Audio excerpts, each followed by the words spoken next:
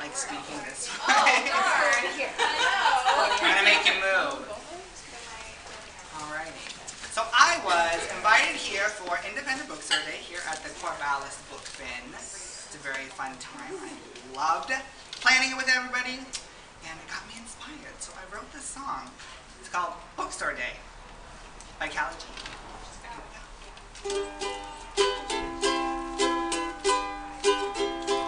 A bookstore is a really fun place to be. There's lots of things to search for and to see. You can ask your friendly clerk to find a book, and if you're nice, they'll certainly help you look. At the bookstore, here at the bookstore, your bookstore. Fun at the bookstore, there's picture books and chapter books and more. There's books with ducks and cars and kids galore. You can pick a book and quietly read alone. And when you're done, you can always take one home. At the bookstore, here at the bookstore, your bookstore. Fun at the bookstore, books for learning, books for fun, books for when your homework is done, books for sister, books for pop, so many books you'll not want to stop. La la la la, la la la la la la la la la la la la la. There's more than books, just take a peek around. Find cards and games and gifts by the pound. Cute furry friends you'll always want to snuggle. And does anyone here know where to find the puzzles? At the bookstore, here at the bookstore, your bookstore. Fun at the bookstore, la la la la, la la la la la la la la la. Fun at the bookstore.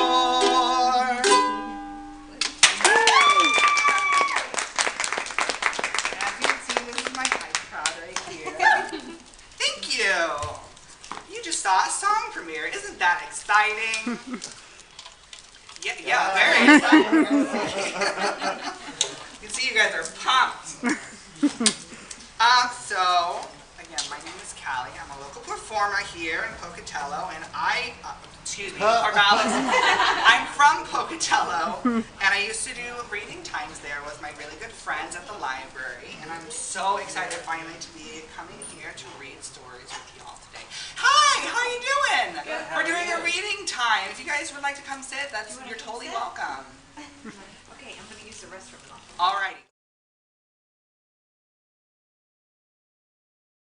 We are reading today Dr. Seuss. First of all, do you like my dress? It's beautiful. I made it myself for today. I put a little tiny embellishment in the back. You can see it. There's a little tail. And I made it so it would be of a character from this book we're about to read. Her name is Gertrude McFuzz. She learns a very important story, or excuse me, a very important lesson in this story about accepting yourself. So let's get into it. This is Gertrude McFuzz by Dr. Seuss.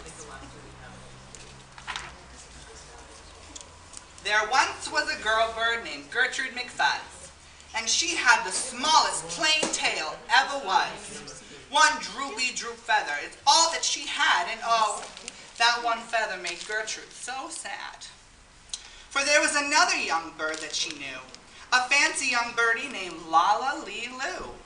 And instead of one feather behind, she had two. Poor Gertrude. When she happened to spy Miss Lala Lee Loo flying by in the sky, she got very jealous. She frowned and she pouted. Then one day, she got awfully mad and shouted, "This just isn't fair. I have one, she has two. I must have a tail just like Lala Lee Loo." So there's Gertrude getting all jealous about Lala Lee Loo. So she flew to her uncle, a doctor named Dake, whose office was high in a tree by the lake, and she cried, "Uncle Doctor, oh please, do you know of some kind of a pill that will make my tail grow?" "Tut, tut," said the doctor. "Such talk, how absurd. Your tail is just right for your kind of bird." Then Gertrude had tantrums. She raised such a din that finally her uncle, the doctor, gave in, and he told her just where she could find such a pill. On a pillberry vine, on the top of a hill. "Oh, thank you," chirped Gertrude McFuzz, and she flew right straight to the hill where the pillberry grew. Is Gertrude asking some expert medical advice? Yes, there was the vine, and as soon as she saw it, she plucked off a berry. She started to gnaw it. It tasted just awful. Almost made her sick. But she wanted that tail, so she swallowed it quick. Then she felt something happen. She felt a small twitch, as if she'd been tapped down behind by a switch. And Gertrude looked round, and she cheered. It was true. 2 feathers, exactly like Lolly-Loo. Then she got an idea. Now I know what I'll do. I'll grow a tail better than Lolly-Loo. These pills that grow feathers are working just fine. So she nibbled another one off of the vine. So there's Gertrude, finally got what she wanted. And guess what's going to happen? She wants more now. She felt a new twitch. And then Gertrude yelled, "Whee! Miss Lala has only just 2. I have 3. When Lolly-Loo sees this beautiful stuff, she'll fall down right on her face. Sure enough. I'll show her who's pretty. I certainly will. Why, I'll make my tail even prettier still." She snatched at those berries that grew on the vine. She gobbled down 4, 5, 6, 7, 8, 9. And she didn't stop eating, young Gertrude McFuzz, till she'd eaten 3 dozen. That's all that there was. It's a lot of pillberries. Then the feathers popped out with a zang, with a zing. They blossomed like flowers that bloom in the spring, all fit for a queen. What a sight to behold. They sparkled like diamonds and gumdrops and gold, like silk, like spaghetti, like satin, like lace. They burst out like rockets all over the place. They waved in the air and they swished in the breeze, and some were as long as the branches of trees. And still they kept growing. They popped and they popped until long about sundown, when finally, next thing to do is to fly right straight home and show Lolly-Loo. When Lala sees these, why, her face will get red and she'll let out a scream and she'll fall right down dead. That's pretty violent words. Then she spread out her wings to take off from the ground, but with all of those feathers, she weighed 90 pounds. She yanked and she pulled and she let out a squawk, but that bird couldn't fly, couldn't run, couldn't walk. And all through that night, she was stuck on that hill. And Gertrude McFuzz might be stuck up there still, if her good Uncle Dake hadn't heard the girl yelp. He rushed to her rescue and brought along help. Oh, see, it looks like Gertrude got her comeuppance.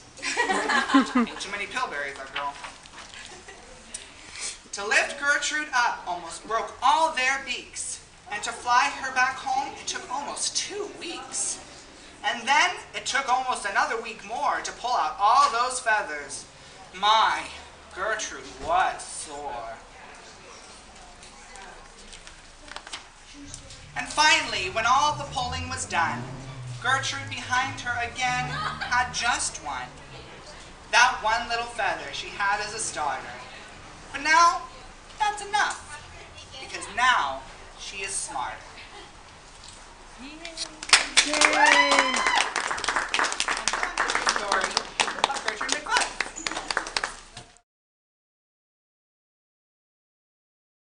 I like that story because it reminds me that sometimes when I'm feeling like the way I look is not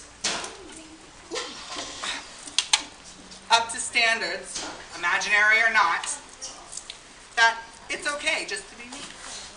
Where's my pet? Here.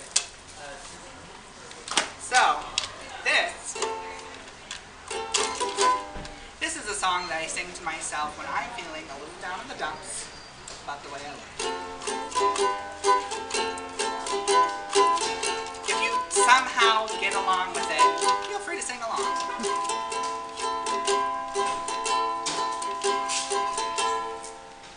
See if I remember the words. How about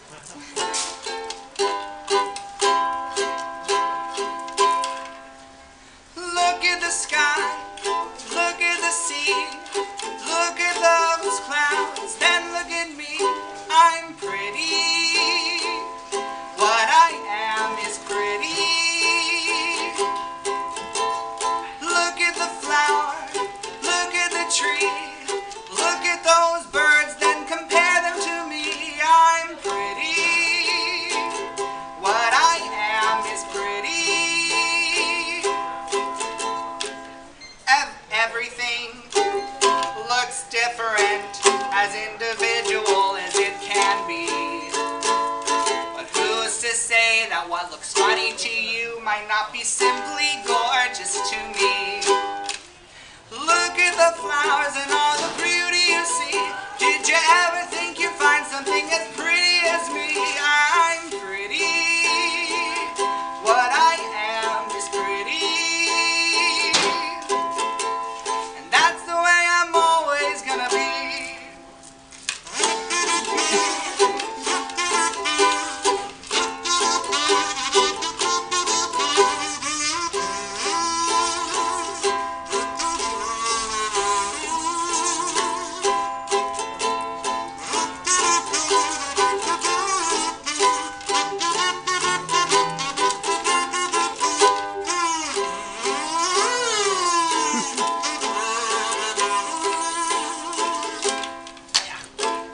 Everything looks different, as individual as it can be. But who's to say that what looks funny to you might not be simply gorgeous to me?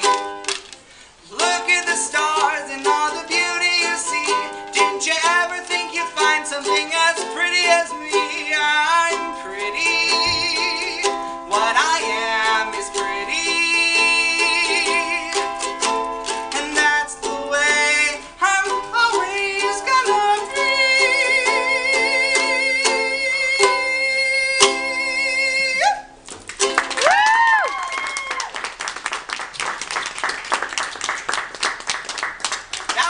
By Joe Raposo, I should say, who was written by, not me. You guys missed the song where I wrote. That's okay, because we have a lot more songs and stories to go. This is one that I wanted to read after hearing that we were going to get Horton into the store. Because I like Horton the elephant. He's a very good and respectful person. And this is the story about how he hatches the egg. How does he do that? You'll have to read.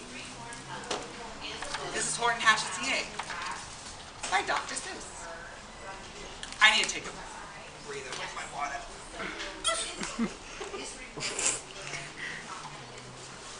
I'm fine now. Okay, Horton Hatches the Egg by Dr. Seuss.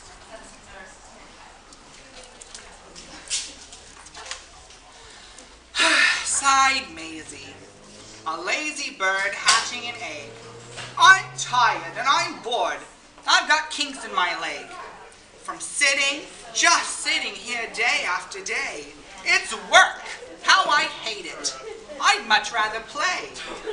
I'd take a vacation, fly off for a rest, if I could find someone to stay on my nest. If I could find someone, I'd fly away free. There's Maisie's in that nest. Then, Horton the elephant passed by her tree.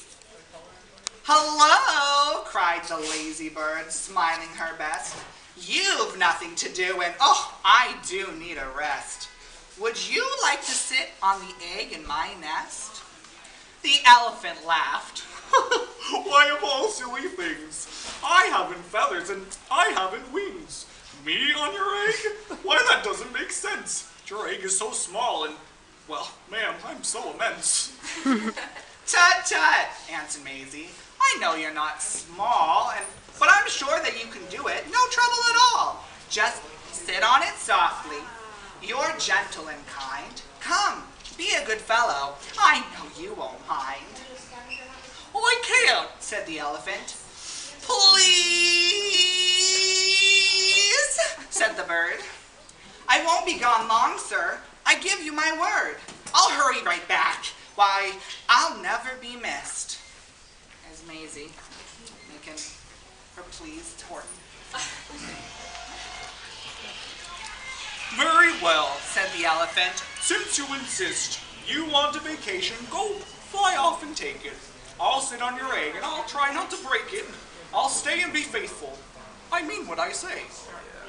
Toodaloo, sang out Maisie, and fluttered away. To do, Muttered Horton. let's see. The first thing to do is to prop up this tree and make it much stronger. That has to be done.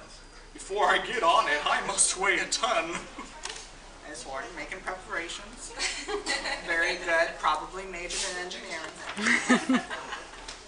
Then carefully, tenderly, gently he crept up the trunk to the nest where the little egg slept. Then Horton the elephant smiled. Now that's that. And he sat, and he sat, and he sat, and he sat. And he sat all that day, and he kept the egg warm, and he sat all that night through a terrible storm. It poured and it lightened, it thundered, it rumbled. This isn't much fun. The poor elephant grumbled. I wish she'd come back, 'cause I'm cold and I'm wet. I hope that Maisie bird doesn't forget. But Maisie, by this time, was far beyond reach, enjoying the sunshine way off in Palm Beach, and having such fun, such a wonderful rest, decided she'd never go back to that nest. Doesn't seem very nice and Maisie. So Horton kept sitting there, day after day, and soon it was autumn. The leaves blew away, and then came the winter. The snow and the sleet, and icicles hung from his trunk and his feet. But Horton kept sitting, and said with a sneeze, I'll stay on this egg and I won't let it freeze. I meant what I said, and I said what I meant. An elephant's faithful, 100%. That doesn't look like a very comfortable spot for Horton. How would you like to have icicles hanging off your nose? I think not. So poor Horton sat there the whole winter through, and then came the springtime, with troubles anew. His friends gathered round, and they shouted with glee, Look! Horton the elephant's up in a tree! They taunted, they teased him, they yelled, How absurd! Old Horton the elephant thinks he's a bird! I don't think they're very nice friends, do you? No. They laughed and they laughed, then they all ran away, and Horton was lonely. He wanted to play, but he sat on the egg and continued to say, I meant what I said, and I said what I meant. An elephant's faithful, 100%. Look, all his friends are running away. No one even offered to take shifts. I don't trust them either. No matter what happens, this egg must be tended. But poor Horton's troubles were far, far from ended. For while Horton sat there, so faithful, so kind, 3 hunters came sneaking up from behind. Wow. He heard the men's footsteps. He turned with a start. 3 rifles were aiming right straight at his heart. Oh, no. Did he run? He did not. Horton stayed on that nest. He held his head high and he threw out his chest, and he looked at the hunters as much as to say, "Shoot if you must, but I won't run away. I meant what I said, and I said what I meant. An elephant's faithful, 100%. Look at him standing up to those hunters. That's a very scary situation. But the men didn't shoot. Much to Horton's surprise, they dropped their 3 guns and they stared with wide eyes. "Look," they all shouted, "can such a thing be? An elephant sitting on top of a tree. It's strange, it's amazing, it's wonderful, new. Don't shoot him. We'll catch him. That's just what we'll do. Let's take him alive while he's terribly funny. We'll sell him back home to the circus for money." Look at that. Got some ventures and money making going on. And the first thing he knew, they had built a big wagon with ropes on the front for the pullers to drag on. They dug up his tree and they put it inside, with Horton so sad that he practically cried. "We're off," the men shouted, and off they all went with Horton unhappy. 100%. It's a scary predicament for Horton. Up out of the jungle, up into the sky, up over the mountains 10,000 feet high, then down, down the mountain, and down to the sea went the cart with the elephant, egg, nest, and tree.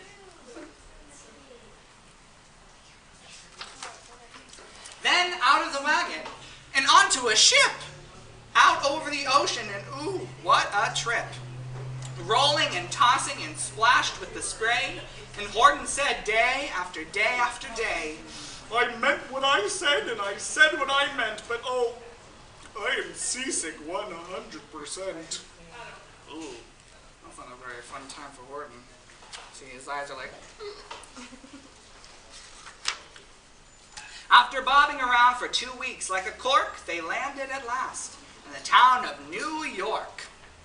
"All ashore," the men shouted, and down with a lurch went Horton the elephant, still on his perch, tied onto a board that could just scarcely hold him.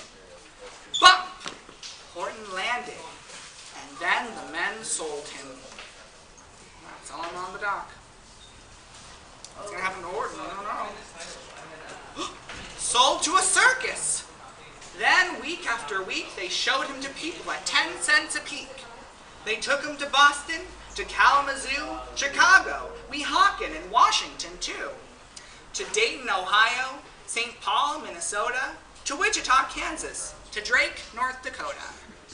And everywhere thousands of folks flocked to see and laughed at the elephant up in the tree. Poor Horton grew sadder the farther he went. But he said as he sat in the hot, noisy tent, I meant what I said, and I said what I meant. An elephant's faithful, 100%. Then, one day, the circus show happened to reach a town way down south, not so far from Palm Beach. A town, and dawdling along way up in the sky, who, of all people, should chance to fly by but that good old for-nothing bird, Runaway Maisie. Still on vacation and still just as lazy. And spying the flags in the tents just below, she sang out, "What fun! Why, I'll go to a show." And she swooped from the clouds through an open tent door. "Good gracious," gasped Maisie, "I've seen you before." Poor Horton looked up with his face white as chalk.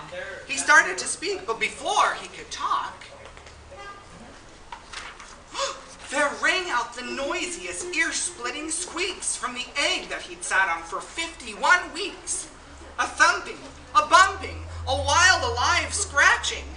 "My egg!" shouted Horton. "My egg! Why, it's hatching!" "But it's mine!" screamed the bird. When she heard the egg crack, the work was all done. Now she wanted it back. "It's my egg," she sputtered. "You stole it from me! Get off of my nest and get out of my tree!" Poor Horton backed down with a sad, heavy heart. But at that very instant, the egg burst apart. And out of the pieces of red and white shell from the egg that he'd sat on so long and so well, Horton the elephant saw something whiz. It had ears and a tail and a trunk just like his. Isn't that something? And the people came shouting, "What's this all about?" They looked and they stared with their eyes popping out. And they cheered and they cheered and they cheered more and more. They'd never seen anything like it before. "My goodness, my gracious," they shouted. "My word, it's something brand new. It's an elephant bird." And it should be. It should be. It should be like that. Because Horton was faithful. He sat and he sat. And he meant what he said. And he said what he meant. Look, there's Maisie all defeated in the corner, where she belongs. That's the elephant ears. Oh yeah, that looks like Horton. You see? And they sent him home happy. 100%. Look at that. Now Horton gets to raise his little elephant bird child all by himself. Yay! Woo! He earned that. He did all the work himself for 51 weeks.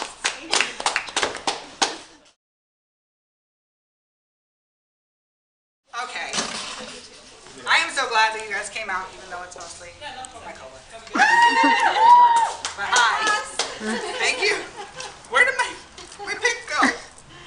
It just disappeared. Oh my gosh, it's in my thing. Is it? Live performance. No. What did you mean for your nails to match Horton? Because they match like perfectly. I know. I have a really nice friend. I was actually very impressed with that. It was like visually very pleasant. My friend Carter painted my nails. Everybody give a round of applause. Yay, Carter! Thank you, Carter. We did good. We're visually pleasant. Put that on our book cover. Okay. Well, I have one more song for you. By the way, thank you for coming out. There's so many other things to do. If you just look around over there, there's raffle tickets and there's lots of cool stuff to do to get raffle tickets. And we have raffle baskets going on. It's really fun. And photo booth and all that kind of stuff. And I can definitely take photos if anybody wants to do that. But anyways, I was thinking about what song I was going to sing for the ending. And I thought about how good of a neighbor Horton was to Maisie, even though Maisie was not very nice to him back. And I thought of one of my favorite songs, one of my favorite TV shows of all time. I'm going to sing it for you now.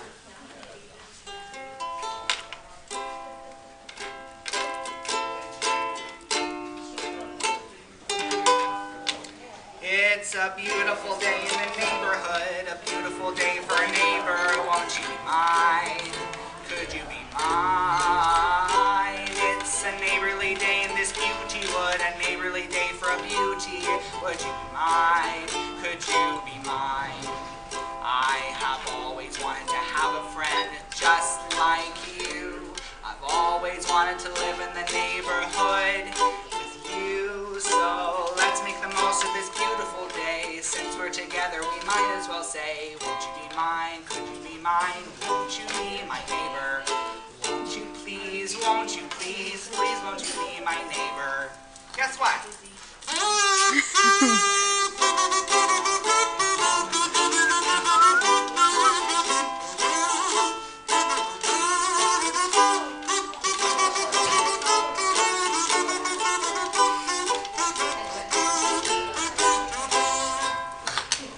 I've always wanted to have a friend just like you. I've always wanted to live in the neighborhood with you. So let's make the most of this beautiful day. Since we're together, we might as well say, would you be mine? Could you be mine? Won't you be my neighbor? Won't you please? Won't you please? Please won't you be my neighbor?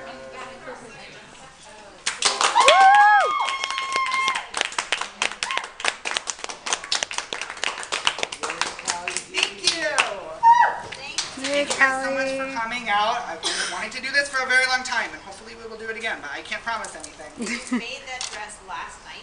No. It took like maybe a month. Yeah, that sounds more reasonable. I walked by and I thought I heard you say, and I made this yesterday, and I was like, what? No. I did make it myself, though. Anyways, if you want to take Horton for Gertrude, there's more stories than that I didn't tell, so that's really good. Yeah. And there's another Horton story. We have all of these lists, and she got to be Horton the elephant bird in a play. You did not. It was put on by her friend at a birthday party. They all had cards, and then she got to first out of the egg. That's so cool. Good for you. That's really fun.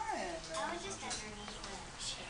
Right. Well, it's all theatrics, and you can't tell any of the secrets. Well, thank you guys so much for coming out. Thank you so much. Have a nice independent bookstore day. Make sure you check out the